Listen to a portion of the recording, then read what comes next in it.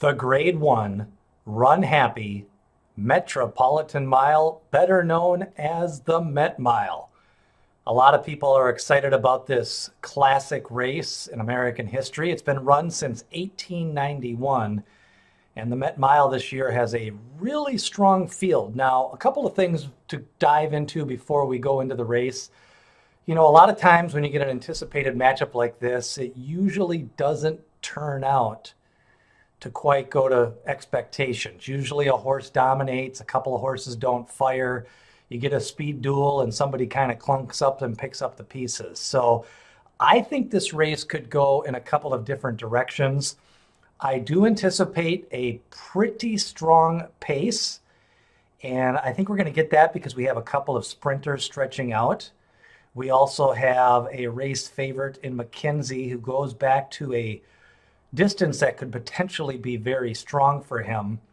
And then you have a couple of horses in Coal Front and Prince Lucky that have strong 1 mile races, and you're just not quite sure where they are at in their form cycle right now. So let's take a look at this field and give some overall thoughts. Remember, this is part of the Graded Stakes Pick 4. It's part of the Graded Stakes Pick 6. I'm going to try to just pass along some thoughts as you start to handicap your tickets.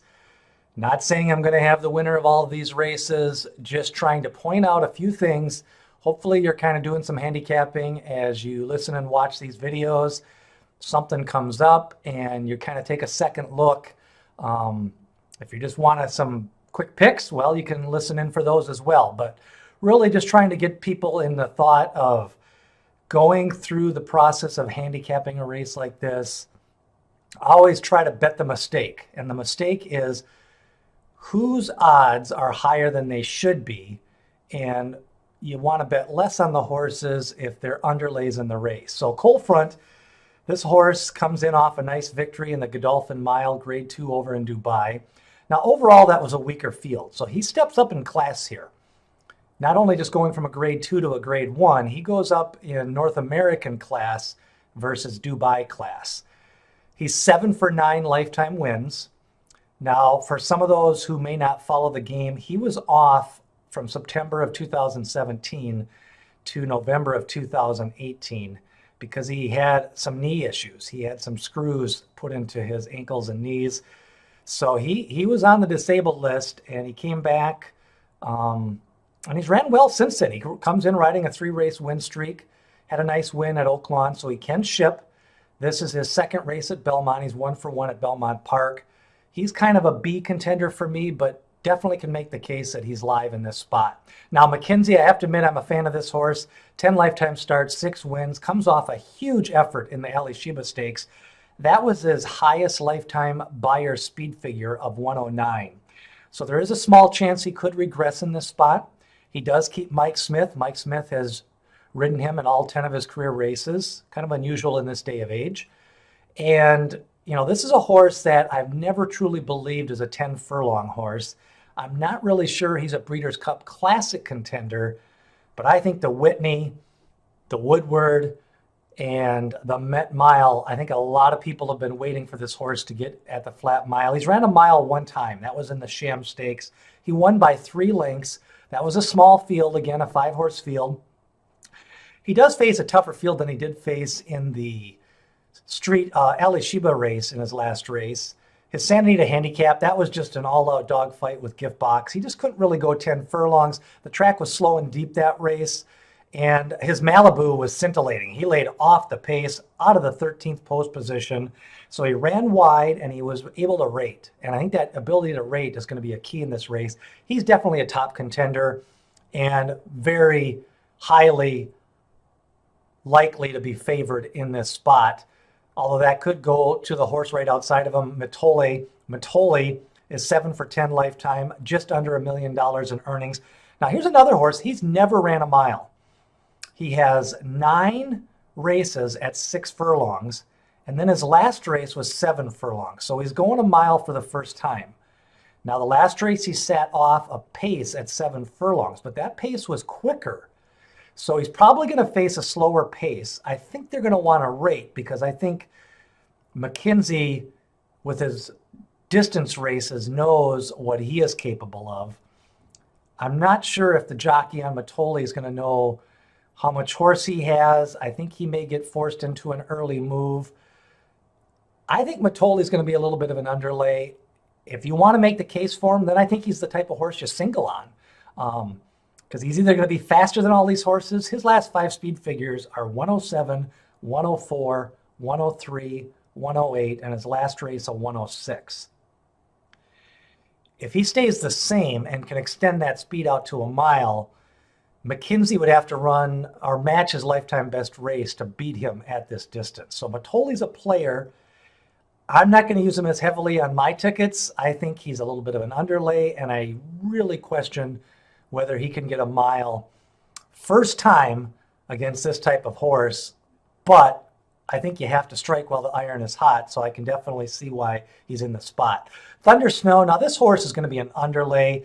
He's never really ran a mile against this group of horses. He ran a mile once in Dubai, but those are races where horses like Prayer for Relief run a mile at 8 years old. It's just a major step up in class here. He's literally going from a grade 3 to a grade 1 type race. He's going at a distance that's not optimum. He's had 2 months off. He's got a ship. He did work out on Thursday, 36 and 3 in the morning. You know, he could maybe pick up the pieces, but I think there's better horses that can pick up the pieces. Tale of Silence, this horse is kind of an outsider, but he is a closer. So you get a fast pace, you get some suicidal fractions, and maybe Tale of Silence picks up the pace. He did run second to Prince Lucky a couple of times and fourth to Prince Lucky. Ambitiously Spotted, I think there's better horses. Tale of Silence, I guess if you think he's going to win, it's only because of a pace collapse. His best speed figure is a 98. That was one time. Otherwise, the rest of them are right around 97s, and he ran a 98 way back in 2017. So he'd have to get a career top figure if you think they're going to run at least, I would say probably a 105 in this race. He'd have to improve by 10 lengths, or there'd have to be a pace collapse. Promises Fulfilled, I think this horse ran better than he looked in his Churchill Downs race. He pressed a fast fractions against a top-notch sprinter, Mitole, in that race, and Bobby's Wicked won. And those three were all within a half a length for basically 5 furlongs to 6 furlongs, and Promises Fulfilled gave away first. He's a son of Shackelford. He's ran some big races, and I like the fact that the fractions will be softer. He draws right in the middle. He'll be outside of Mitole this time. Last time he was inside of Mitole. That's a key difference. A lot of times the horses can run better. He's ran one race at Belmont. That was in the Woody Stevens last year. He ran a strong pace that day. I think he's going to be cranked to run a good race. I like his last 2 workout patterns, 7 days apart. And I like the fact that he faces softer fractions. He's 12 to 1 morning line. He is very usable in the spot. Forenzi Fire is 3 for 3 at Belmont Park. He keeps Irad Ortiz. Big race in the Runhappy, 6 furlongs last time out. He had a big win last year at a mile in the Dwyer Stakes, won by 9 lengths at Belmont. He also won the Gallant Bob in a very fast speed figure, and then he regressed in the dirt mile. But I'm not so sure he regressed. He faced City of Light that day, and I don't think City of Light would have lost to any horse in the country that day. After that victory, City of Light dominated the Pegasus at 9 furlongs. I think Forenzi Fire may just have caught a lightning bolt in City of Light in that dirt mile. Just wasn't prepared. Regressed a little bit off his big 6 furlong race. Forenzi Fire is probably my second choice in this race behind McKinzie. I think he's very usable in your pick 4s and pick 6s. Pavel, this is another horse. You really got to dig for this horse, but I do like a few things about him. One, if you watch the replay of the Dubai World Cup, halfway down the stretch, he was in 3rd place. He got outpassed in the final strides by 2 horses, Gunavera and Gronkowski, and that is why he finished 4th. Otherwise, you could make the case at right around the mile mark, he was 2nd. He had an outside draw that day. He made a mid-race move from the outside and kind of flattened out in the stretch. Now, the negatives are he hasn't won in a long time, but that win was in June of last year, so maybe he's cycling back into a nice summer season. It was hot that day. It was almost 100 degrees on that Stephen Foster night. And then his first lifetime race, he debuted with a high 90 speed figure at 6.5 furlongs. He also ran a huge race in the Jockey Club in his second lifetime race, making a mid-race move at 10 furlongs. This horse has been always one race behind every time, and he's been spotted in all these 10 furlong races. And I think he may be a miler. I think we may find that out on Saturday. I think he could pick up some pieces. He'd have to improve by 4 or 5 speed points to actually win. I think he's usable in either exactas and trifectas. Pavel is one I like better than a few other contenders. Prince Lucky, a big win at the Gulfstream Park Mile. Didn't face a lot that day. Again, a 4-horse field. He was expected to win. Had to win in the Hell's Hope. That was a little bit better effort at a mile. At this distance, he's 2 for 3 wins. Didn't like to slop the last race. Sits on the outside, but I'm not really sure what kind of trip he sits here. So I think I'm going to leave him off most of my tickets. I may use him in like a trifecta, but on my multi-race wagers, I'm not going to be using Prince Lucky. So that's a look. I'm expecting a fast speed pace. I think the horse that's got good value, his promises fulfilled.